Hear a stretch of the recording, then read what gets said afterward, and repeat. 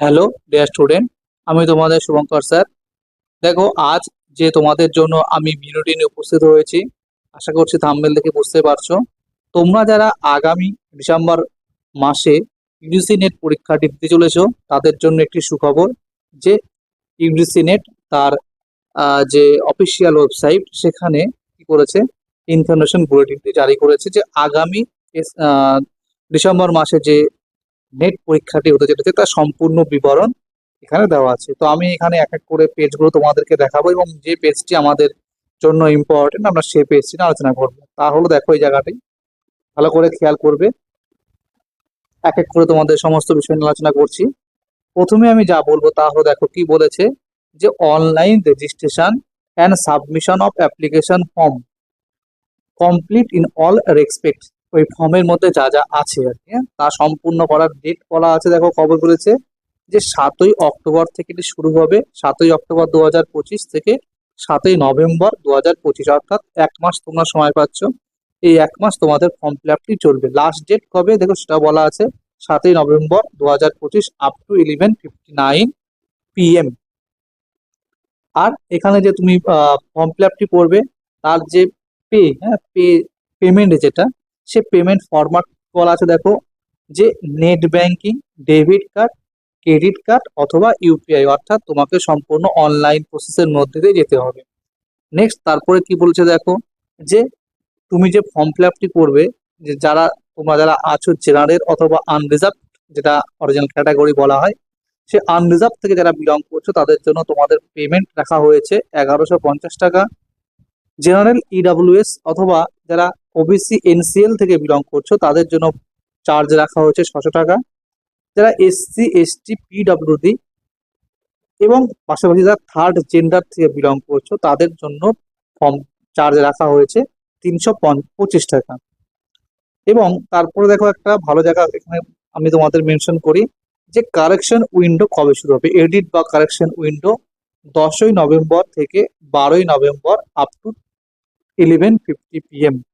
এই টাইম পর্যন্ত correction window on থাকবে। তোমাদের যদি ফর্মে ক্লাবের সময় কোনো কিছু ভুল হয়ে থাকে, তোমরা কিন্তু এই প্রসেসের মধ্য দিয়ে গিয়ে তোমাদের ভুলটিকে সংশোধন করতে পারবে। নেক্সট তারপর দেওয়া আছে দেখো intimation of city of exam centre, যেটা কি বলা হয়েছে দেখো টু বি ইন্টিমেটেড লেটার, অর্থাৎ কার কোন সেন্টারে সিট পড়েছে তা ওরা কি করবে, পরবর্তী সময় জানিয়ে দিবে। ডেটস অফ এক্সামিনেশন, কবে পরীক্ষা হবে, তো আর কবে তোমরা অ্যাডমিট পাবে, এই যাবতীয় তথ্যগুলি এখনো কিছু সম্পূর্ণভাবে উল্লেখ করা নেই। এগুলো ধীরে ধীরে তোমরা আগে ফর্ম ফিল আপটি করো, পড়াশোনা শুরু করে দাও, ফর্ম ফিল আপটি করো।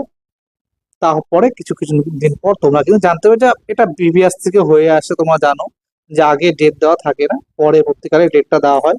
এবং ডিউরেশন অফ দ্য এক্সাম কতক্ষণ হয় দেখো 180 মিনিটস, অর্থাৎ 3 ঘন্টা। এবং সেখানে পেপার 1 এবং পেপার 2 রাখা হয় এবং সেখানে কোনো ব্রেক থাকে না, তাই না? আমরা জানি সেট পরীক্ষার ক্ষেত্রে ব্রেক থাকে, এখানে কিন্তু কোনো ব্রেক থাকবে না। তারপর আমি এই পেজগুলো তোমরা দেখছো, এগুলো পেজ আমাদের জন্য খুব একটা ইম্পর্টেন্ট না, এগুলো এমনি দেখে নেবে। যে হ্যাঁ এই জায়গাটা একটু দেখো, তো তোমরা যারা ফর্ম ফিল আপটি করতে চলেছো তাদের জন্য ইম্পর্টেন্ট জায়গা এটি, যে ফর্ম ফিল আপের ক্ষেত্রে 3টি ক্যাটাগরি থাকে। এর আগেও তোমরা যারা ফর্ম ফিল আপ করেছো অলরেডি তারাও জানো বিষয়টি, যে ক্যাটাগরি 1, ক্যাটাগরি 2 এবং category 3। Category 1 award of JRF and appointment as assistant professor. এবং যাদের জেআরএফ এর জন্য আমি তোমাদের একটা কথা বলে রাখি, যে অ্যাসিস্ট্যান্ট প্রফেসর বা অ্যাডমিশন টু পিএইচডি অনলি, এর জন্য নির্দিষ্ট কোনো বয়সের ছাড় নেই। কিন্তু হ্যাঁ, যারা কি করতে পারো, যাদের হলো বয়স পার হয়ে গেছে একটি নির্দিষ্ট বয়স, তাদের কিন্তু জেআরএফ এর জন্য তোমরা এলিজিবল নাও হতে পারো। তো এই জায়গাটা তোমরা দেখে ফর্ম ফিল আপ করবে। এবং যাদের সেই বয়সের মধ্যে আছো তারা তোমরা কিন্তু 3টি ক্যাটাগরির জন্য ফর্ম ফিল আপটি করতে পারো এবং তা তোমরা অবশ্যই করবে। এবং তারপরে দেখো আমরা যাচ্ছি এক্সাম স্কিম দেওয়া আছে এখানে, দেখবে যে এখানেও তোমরা এই বিষয়টি তোমরা মোটামুটি প্রত্যেকে অবগত, যে দুটি পেপার থাকে, তাই না? পেপার 1 যেটা প্রত্যেকের জন্যই একই ধরনের সিলেবাস, প্রত্যেক সাবজেক্ট প্রত্যেকের বিষয়ের জন্যই। এবং পেপার 2 অর্থাৎ যে যে বিষয়ের উপর এমএ করছো বা যাদের এম এ কমপ্লিট হয়ে গেছে অর্থাৎ পোস্ট গ্র্যাজুয়েশন, তো তাদের জন্য যে সাবজেক্ট তোমরা করেছো সেই সাবজেক্টের বিষয় ভিত্তিতে কিন্তু তোমরা এই পরীক্ষাটি দিতে পারো। পাশাপাশি কিছু স্কিমে ব্যাপারও আছে যে তোমরা অল্টারনেটিভ কিছু কিছু সাবজেক্টেরও পরীক্ষা দিতে পারো, ওটা আলাদা বিষয়, আমি মেন ফোকাস যেটা সেটাই বললাম। নেক্সট তারপরে দেখো এলিজিবিলিটি এবং কোয়ালিফিকেশন বলা আছে। আমি বলছি তোমাদের যারা এম এ রানিং আছো, তোমরা যারা পিজি করছো তারাও কিন্তু এই পরীক্ষাটি দিতে পারো। অনেকে এটা জানো, বিষয়টি অনেকে জানো অনেকে জানো না। তো যাদের কমপ্লিট হয়ে তারা তো পারছোই, এবং যারা এম এ করছো বা এম এ চলছে তারা কিন্তু অবশ্যই এক্সাম দিতে পারবে। তারপরে দেখো কি বলা আছে, রিজার্ভেশন সিট, রিজার্ভেশন এইগুলো আমাদের এখন দরকার নেই। অ্যাপ্লিকেশন প্রসেস, কিভাবে তুমি অ্যাপ্লিকেশনটি করবে এটা সম্পূর্ণভাবে প্রসেসটি দেওয়া আছে, চাইলে একবার একটু এটা ডাউনলোড করে একটু দেখে নিও। আমি টেলিগ্রাম চ্যানেলে এটি শেয়ার করে দেব সম্পূর্ণ এই বুলেটিনটি। এরপর যেটি আমাদের ইম্পর্টেন্ট, চলে আসি আমি সেই জায়গায়।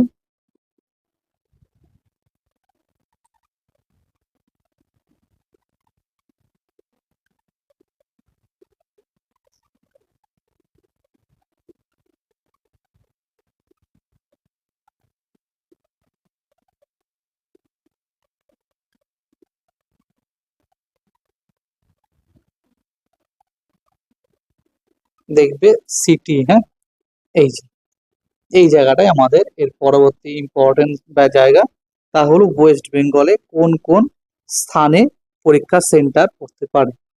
তো আমরা যারা ওয়েস্ট বেঙ্গল থেকে বিলং করি, দেখো ওয়েস্ট বেঙ্গল থেকে কতগুলো জায়গা আছে দেখা বলা, বা এক্সাম সেন্টার যেখানে যেখানে তোমরা চুজ করতে পারো, 4টি চুজ অপশন দেওয়া থাকে। তো সেটা আসানসোল, বাঁকুড়া, বর্ধমান, দুর্গাপুর, হুগলি, হাওড়া, কল্যাণী, কলকাতা, পশ্চিম মেদিনীপুর, শিলিগুড়ি, সিউড়ি, পূর্ব মেদিনীপুর। অর্থাৎ এই যে কতগুলো জায়গার নাম বললাম, এই জায়গাগুলোর মধ্যে থেকে তুমি তুমি কিন্তু যে কোনো 4টি স্থান চুজ করে নিতে পারো। তোমার এক্সাম সেন্টার যেটা ফার্স্ট চুজ রাখবে সেখানে পরীক্ষা হওয়ার সম্ভাবনাটাই বেশি থাকে। ঠিক আছে, বুঝতে পারলে তাহলে আশা করি। আর এগুলো অনেকেই জানো, কিন্তু যারা জানো তারা কিন্তু ভালো করে দেখে নেবে। পাশাপাশি তোমরা চাইলে অন্য স্টেটেও যদি কেউ থেকে থাকো, তারা সেই স্টেটের স্থান বা এক্সাম সেন্টার চুজ করতেই পারো। তো ঠিক আছে, এইটুকুই বলার এখানে। আর এই মোটামুটি যা আছে এগুলো আমাদের পড়ার বিষয় না অত, তবুও আমি এটি শেয়ার করব, তোমরা দেখে নেবে। আর যাদের যে শিফটে পরীক্ষা হবে, ফার্স্ট শিফট সেকেন্ড শিফট, কোনো কিছু কিছু সাবজেক্টের স্টুডেন্ট সংখ্যা কম থাকে, সেক্ষেত্রে একটাই শিফট হয়। যে ক্ষেত্রে স্টুডেন্ট সংখ্যা বেশি তাদের দুটো শিফট হয়, এবং দুটো শিফটে হলে কিন্তু দুটো বা একাধিক শিফটে যদি পরীক্ষা হয়ে যায়, সেক্ষেত্রে তোমরা জানো পার্সেন্টেজে কিন্তু তোমাদের কাট অফ আসে না, সেটা পার্সেন্টাইল হয়ে যায়। তো পার্সেন্টাইলের নিয়মাবলী এখানে বলা আছে, তো আমি সেগুলো যাচ্ছি না, এগুলো আমাদের দরকারও নেই। তো ঠিক আছে, হয়ে গেল। তো বুঝতেই পারলে তোমাদের ফর্ম ফিল আপ শুরু হয়ে গেছে, তোমরা পড়াশোনা শুরু করে দাও। এবং আমি একটি ভিডিও খুব শীঘ্রই তোমাদের জন্য নিয়ে আসবো, যে তোমরা যারা নেক্সট এই ডিসেম্বর নেটটি দিতে চাও তারা কোন কোন বই ফলো করবে, এই নিয়ে আমি একটি খুব শীঘ্রই ভিডিও তোমাদেরকে আপলোড করব। আজ এই পর্যন্তই, ভালো লাগলে অবশ্যই ক্লাসটিকে একটি লাইক দেবে, এবং আমাদের সাথে জুড়ে থেকে এই ধরনের ক্লাস পেতে অবশ্যই আমাদের চ্যানেলটিকে সাবস্ক্রাইব করে রাখবে। তো আজ এই পর্যন্তই, ধন্যবাদ।